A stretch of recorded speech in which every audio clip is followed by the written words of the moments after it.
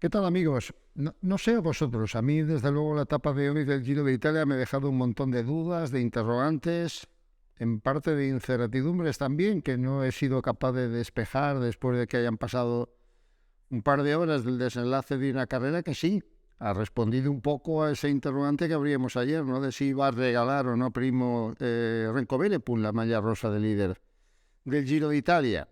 Si nos atenemos al resultado final y vemos que Andreas Lengresund, un joven corredor noruego del DSM, es el nuevo capo de la carrera, dará la sensación de que Renko Evenepoel ha regalado el maillot de líder. A ver, lo primero es determinar, es una forma de hablar lo de regalar el maillot, ¿no? Es una forma de hablar que lo que contiene fundamentalmente es la no necesidad por parte del equipo del líder de quemar tantas energías desde el primer día tirando una y otra vez del carro. Regalarla en el sentido de no darlo todo para defenderla, sí. Regalarla caprichosamente, no.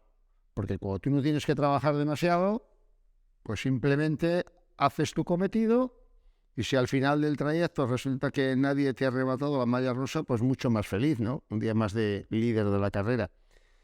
Lo que ha pasado hoy puede tener la primera lectura esa, ¿no? Porque ha sido una etapa espectacular, nerviosa, con ataques constantes, tardó un mundo en hacerse la fuga. A ver, como comentábamos ayer, una etapa ideal.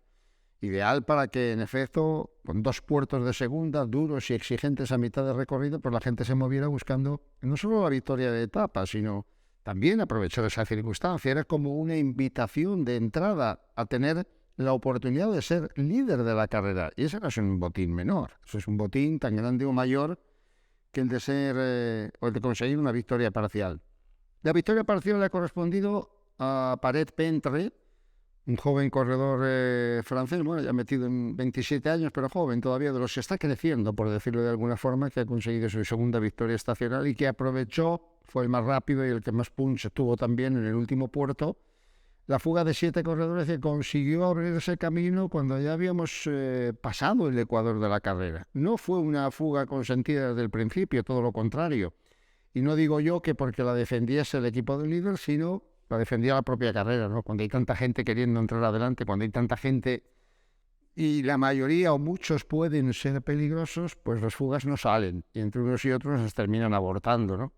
Pero terminó saliendo, en esa fuga no había nadie verdaderamente peligroso de cara a la clasificación general, aunque sí 3 o 4 corredores que a poco que llegasen por delante podían ser líderes, ¿no? Y ese fue el caso de este joven corredor noruego, Andreas Leknesund, que es un buen ciclista, muy joven todavía, haciendo sus primeros pasos en el profesionalismo y, en fin, con un futuro que posiblemente esta carrera empiece a dibujarnos, ¿no? Pero es un buen corredor y lo ha demostrado con algunas victorias importantes. ¿Qué es un peligro para la clasificación general? Pues no.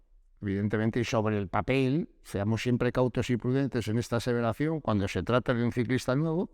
Sobre el papel está claro que por mucha renta que coja, que no ha cogido tanto tampoco, no es un hombre peligroso. Y sí, un ciclista que le va a permitir a Evenepoel y a su equipo, digamos entre comillas, descansar las 2 jornadas venideras, incluso la tercera jornada que nos espera en el Gran Sasso, Campo Imperatore, porque no es tampoco una subida muy larga, sí, pero que pueda o tenga que marcar obligatoriamente diferencias y, en fin, recuperar sobre el papel el liderato cuando estemos ya en la 9ª jornada, que es la que se corresponde con el domingo y con la etapa cronometrada en Cesena, 35 kilómetros.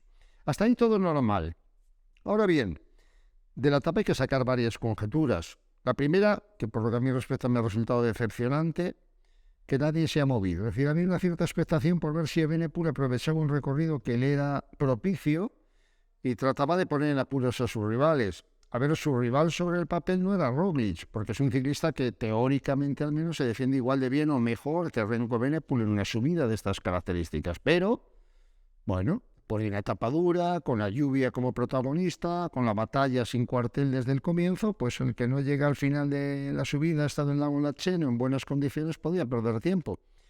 ¿No es el objetivo de Evenepoel eliminar rivales? Pues probablemente no. Se habían mirado. Evenepoel tiene que tener el tiro puesto fundamentalmente en corredores como Roglic, como Almeida, tal vez Blasov y los hombres de Ineos, ¿no?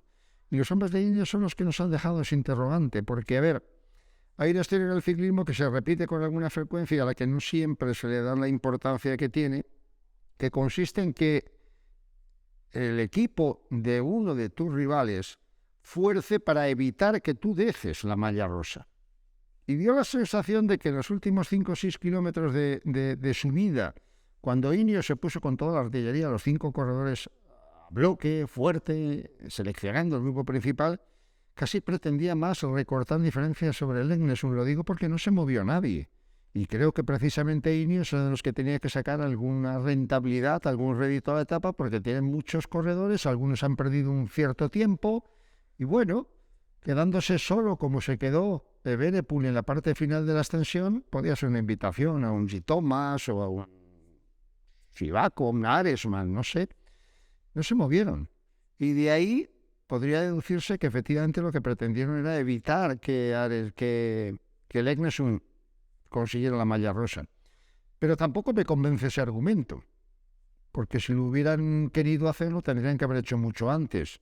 De hecho, le sobraron un montón de segundos, ¿no?, al corredor noruego. ¿Por qué se movió Ineos en ese sentido? Tal vez para poner en evidencia el equipo del Quick-Step. Pues esa es una de las conclusiones que sacamos. No sé si era la intención, y poco nos importa si era esa la intención de Ineos, pero lo cierto es que cuando aceleraron la carrera de Plus, Sivakov, Tello y compañía, allí fueron cayendo uno tras otro, Jan Geert, Luis Verbeke, Ilan Van Wilder. Estamos hablando de los mejores escaladores del equipo del Lotto, que no está sobrado tampoco en esa disciplina, que se quedaron en un puerto de segunda categoría. Un puerto duro, es verdad. Pero a ver, en ese grupo había más de 20 corredores y allí no apareció ni uno solo de los hombres del Soudal, y no porque hubieran trabajado. Porque es verdad que durante buena parte de la etapa, los rodadores, los pasistas del Soudal, fundamentalmente las personas de Cherny o de Sherry, pues tuvieron ahí la fuga durante mucho tiempo, a 3 minutos y pico, y como vieron que nadie colaboraba y que quedaba una parte final exigente y que posiblemente en ese instante fue cuando valoraron la conveniencia, ni siquiera la necesidad, la conveniencia de dejar la malla rosa, pues la fuga se fue hasta los 6 minutos y tuvieron que volver a acelerar, pero en ningún momento, salvo al final un poquito, un trecho de Jan Geert, los escaladores tuvieron que exprimirse demasiado y se quedaron. Y esa puede que no fuera la intención de Ineos, pero es la conclusión que hemos sacado de este primer viaje, al menos la que yo he sacado. Evenepoel estaba solo, inmediatamente detrás de 5 corredores del equipo de Ineos en la ascensión a un puerto de segunda categoría exigente, ¿eh? Había 3 o 4 kilómetros bastante duros por encima del 9%, pero los que teóricamente tenían que haber estado los hombres del Soudal. Si por ahí hubo una estrategia por parte del equipo belga también para vamos a economizar energías, total quedan 3 o 4 kilómetros, vamos a descansar, que mañana es otro día, pero no se suele hacer, ¿verdad? A mí particularmente me sorprendería que hubiera sido adrede, sobre todo cuando tenemos 2 etapas venideras en las que va a haber un nuevo líder, en los que Soudal sobre el papel no va a tener que trabajar. En fin, a pesar de que viniera a cumplirse más o menos la previsión que hacíamos ayer de que Evenepoel iba o podía dejar la malla rosa en la etapa de hoy, han sucedido cosas raras. Y tal vez se deban exclusivamente a la dureza del día, también a lo meteorológico, tal vez estén poniendo de manifiesto determinadas debilidades. ¿Por qué no ataca? ¿Por qué no se mueve Remco Evenepoel? Posiblemente porque al estar tan solo con 5 hombres de Ineos no iba a ningún lado. Puede ser. ¿Por qué no se movió Roglic? ¿Porque sabe que Evenepoel le va a seguir la rueda? Puede ser. ¿Por qué no se movieron ninguno de los hombres de Ineos? Pues ya no lo veo tan normal. ¿Por qué no se mueve Blasov? ¿Por qué no se mueven los hombres del Bahrein que han cedido tiempo? Buitrago, Caruso, Jack Haig. No se movió ni el tato. Y eso fundamentalmente pone de manifiesto que la gente sobrada no está. Y claro, cuando llegas a esta reflexión, en la 4ª etapa de una carrera diseñada para 3 semanas, con toda la acumulación de montaña y de grandes puertos en la última semana, que lo dejamos simplemente en que la gente corre con mucha cautela, con mucha prudencia y que el objetivo es economizar cualquier tipo de gasto extra. Vamos a dejarlo ahí. Puede ser, yo no lo descarto. Pero repito que la etapa, además de resultarme decepcionante en la parte final, me ha dejado esas dudas y esos interrogantes por despejar. Y eso es bueno, porque si viviéramos de certezas, ahora estaríamos escribiendo un guión. sobre lo que va a pasar en el Giro de Italia, y no, yo particularmente al menos he visto tantas cosas raras en la etapa de hoy, incluido el propio Evenepoel, que me quedo, sí, pues aquella teoría que manejábamos de por qué iba con perneras en la primera parte hasta el final de la etapa, ¿no? Cuando ningún otro corredor llevaba cubiertas sus extremidades, protegidas sus extremidades. Bueno, pueden ser cosas particulares del propio ciclista y no tendrían que ir más allá.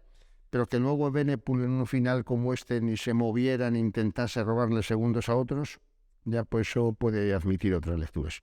Total, a lo que íbamos, que la victoria de la etapa le correspondía a Parets-Peintre, el corredor francés que aprovechó la circunstancia para imponerse a Leknesund en la línea de meta con 2 segundos de ventaja, Scuggins y Alvarese a 57 segundos, Conchi a 1.2, Gebre y Xavier a 1.7 y hasta ahí los hombres que estaban en la punta de carrera, ¿no? A partir de ahí entró el grupo reducido de corredores encabezado por Bowman, con Caruso, con Dunbar, con Blasov, con Pozzovivo y así hasta 30 corredores, porque ya entró retrasado Velasco a 2.45, inmediatamente detrás de Warren Barguil, que era el único de los hombres, uno de los grandes favoritos para ganar en la fuga. Integraba la fuga con los 6 de adelante, pero fue el primero en descolgarse cuando llegaron las rampas del tercer y último puerto de una jornada en la que Thibaut Pinot mantiene el maillot azul de líder por los pelos, porque estuvo a punto un africano de subir al podio por segunda vez en la historia de las grandes vueltas. El otro fue Tekle Haymanot en el Tour de Francia. Y la clasificación general, por lo tanto, son novedades, ¿no? Porque Parets-Peintre se llevó la victoria, Leknesund se llevó la malla rosa, con lo cual todos contentos en la fuga. Y ahora el corredor noruego líder. Líder con 28 segundos de ventaja sobre Evenepoel, 30 sobre Parets-Peintre, 1 minuto justo sobre Almeida, 1.12 sobre Roglic, 1.26 sobre Thomas, 1.26 también sobre Blasov, 1.29 sobre Scuggins, 1.30 sobre Geoghegan y en la 10ª posición Seifein, que estuvo a punto de tener otro accidente hoy, similar al que le costó una curiosa y dura caída en la Vuelta a España de hace 2 años, Vain, a 1 minuto 36 segundos. Y todo esto, pues ante las 2 etapas que nos quedan, ¿no? Miércoles y jueves son 2 jornadas de transición. Vamos por el camino de Salerno mañana y Nápoles pasado mañana.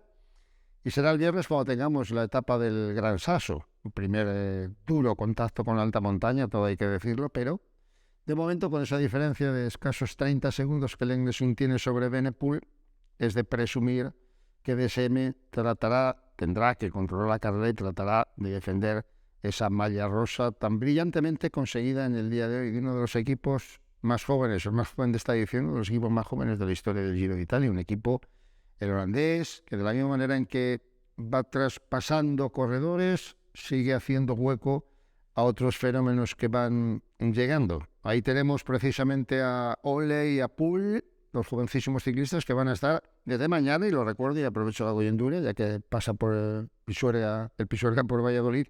Desde mañana tenemos el Tour de Hungría, una carrera de segunda categoría, es verdad, pero en la que va a estar Egan Bernal, y hay muchísimo interés por ver la recuperación definitiva del corredor colombiano después de, bueno, haber cumplido, yo creo, ¿no?, en el Tour de Romandía, donde consiguió ese top 10, en la esperanza y la ilusión de volver a verle por donde solía. Y no olvidemos que solía andar por ese paraíso donde hoy están instaladas las grandes estrellas del pelotón ciclista. Hasta mañana.